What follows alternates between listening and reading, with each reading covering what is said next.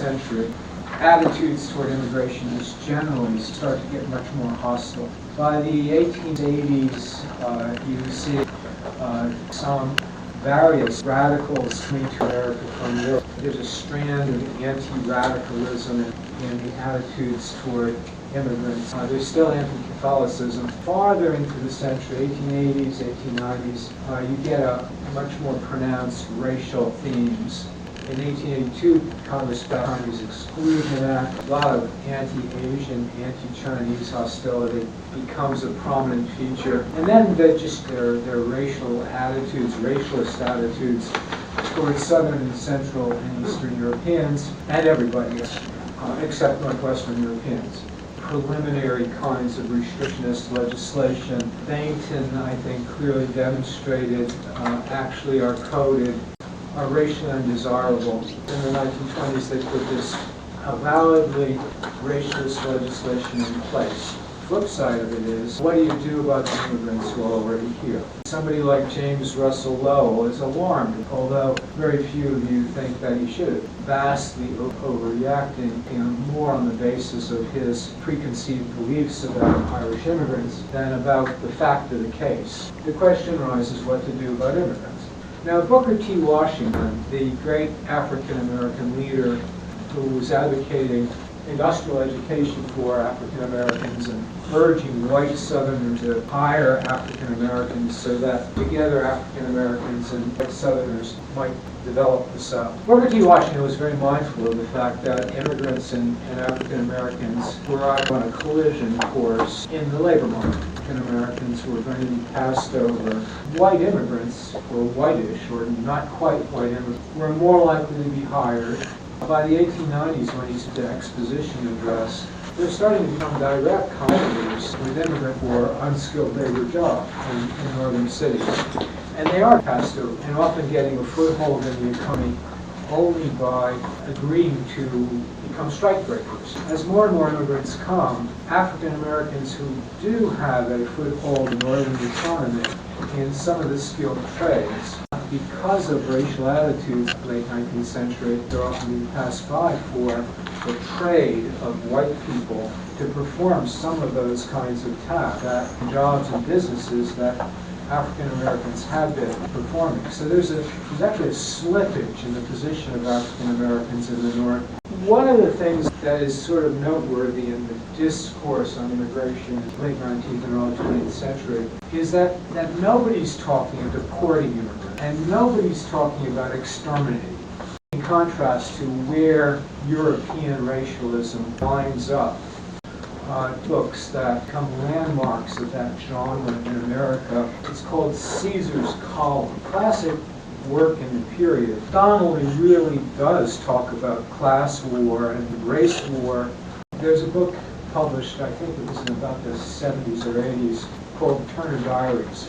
That book specifically talks about race war, and specifically talks white nationalists killing blacks and Jews. I wouldn't recommend ordering this online because I imagine the FBI will watch it.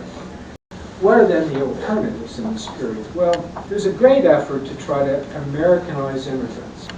So you get a lot of private efforts that go on in that regard. The churches try to do this light touch. You also get the development in the North, settlement housing. Most of them really are directed at immigrants. Some of them are directed at African Americans. Yeah, they give civic lessons, nutrition classes, classes about how to groom yourself by American standards. They might assist in helping people get employment. They might do a little life translation for people because they don't speak English. Jane Addams tells her lifelong efforts to serve the immigrant poor principally. Mary White Ovington is a person who's in the history of New York City. He moved to Manhattan, opened up a settlement house for black urban poor, and then later she becomes one of the founding members of the NAACP. Then you also get the YMCA and other kinds of civic organizations get involved with trying to Americanize immigrants. And often they do it less as Christian charity and they do it a little bit more as a sort of scientific intervention into an urban problem. Factories, businesses try to Americanize and discipline their workers, get them to work patriotic and not communistic. The Ford personnel department was called the Ford Service Department. At the Rouge complex, it had about 5,000 people working in the Ford Service Department, about 10% of the workforce. It consisted of company spies, for starters, people who were working in the factory but were spying on other workers. Those to Americanize the immigrants and get them to work hard. In order to qualify for this very famous $5 day, you had to be an Americanized worker. You had to change your behavior as the Ford Service Department required. Teachers in school Americanized immigrants, similar heavy-handed fashion. So speak English, change your name, be an American. It's a very tough nut to crack, given the kind of propaganda effort that was put into these Americanization programs that transformed these people into American, super American patriots in some ways. Carries on really into the 1950s, even the early 60s. This effort is social engineering, and it's also really Theodore Roosevelt trying to make a nation and make them into something that shared some common values, at least in their civic life, even if they looked very different, spoke different languages, came from different places, believed in different religions. But as citizens of America, they would at least have this common core, and they would behave in ways that were not demonstrably different from native-born Americans most of the time. Came with obviously a lot of personal cost, and they did it. It worked. They created a nation. And of course, that nation, this is still very much a white vision of America. By the 1920s and 1930s, immigrant and ethnic groups in America, and even African American in the North, are very much elements in America's pluralist machine politics. In American cities, machine bosses are already trying to use immigrant or African American leaders to mobilize the black voter, the Italian voter, the Polish voter, the Jewish voter. So already you start to see, but in some ways, ethnicity and even race, building block American political process. The model or the vision is sometimes referred to as Anglo Conformity. It says that newcomers to America should conform to existing American culture. The difference between now and then is that then Anglo culture was clearly white, Protestant, upper class in tone, and now American culture is mass culture to a great extent. It's not even really religious very much anymore. But in the 1920s, Anglo Conformity meant conforming to the America of James Russell Lowell. Did not mean that those immigrants should become exactly like James Russell Lowell, indistinguishable from James Russell Lowell. Because given the racialism of the period, they don't want immigrants to be so indistinguishable that they might actually marry your daughter or your son. But they want them to be as close to being an inoffensive, patriotic American as somebody who is, quote, racially inferior can be. So therefore, don't be like us. Behave the way we want you to behave.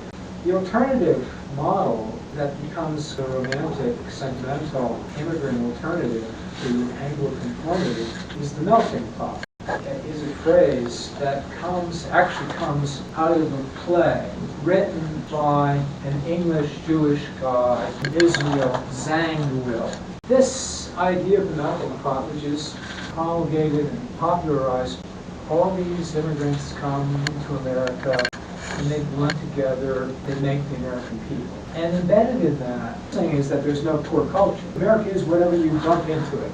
Factually, that has never been the case, except maybe in Craig Kerr's time, and not even that. And that big alternative cultural pluralism, still influential to this day as an idea, was coined by a Harvard philosophy professor who himself was of Jewish extraction, Horace Callan. That's Democracy in the Melting Pot. Callan argued that to make everybody be American is undemocratic. take their culture away. That's undemocratic. Secondly, not only is it undemocratic, but it's pretty hard to do because you're ethnic before you're anything else. Then he says, try to do it, produces a terrible result. You then are torn out of your home culture, and therefore you're stuck in between. From that idea develops marginalism, popularized and studied by a social scientist by the name of Eric Stone-Quist in a famous book called The Marginal Man in the 1950s. So he says, not only is this undemocratic, but it's also impossible to do it. It produces terrible results. And he finally said that it's a good thing to retain your original cultures because the only way you can be authentic human being is to realize who you are, what your upbringing made you into. And then he gets really close to a racialist observation, is you cannot change your grandfather. That metaphor comes real close to blood, so I think he reads it as culture. Then Callan says that America is like an orchestra, and the ethnically different instruments, and that together they harmonize to make America.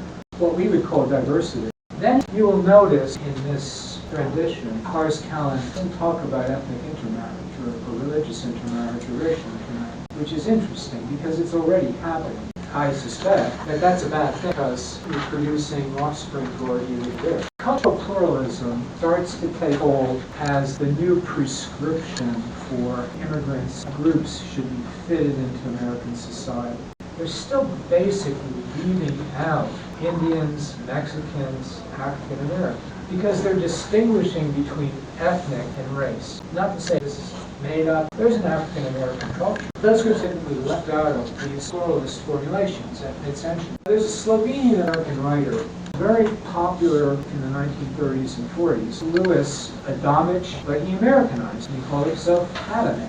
Very prolific writer on ethnic and American topics. Published about 30 books. Also never approved, but probably communist. And also he was a big advocate of the creation of Yugoslavia. His version of cultural pluralism argues that as just the way a democracy ought to work, people should be free to be themselves. He is a friend of the black civil rights movement, and black leaders are a friend of his in the 1930s. Okay, so this is what's percolating at the grassroots level. Unions are organizing. Many people have argued for white immigrants, the industrial unions and individual unions like the UAW. Democracy they achieve in their workplace and the influence they achieve in the country are analogous to later civil rights movement in African Americans.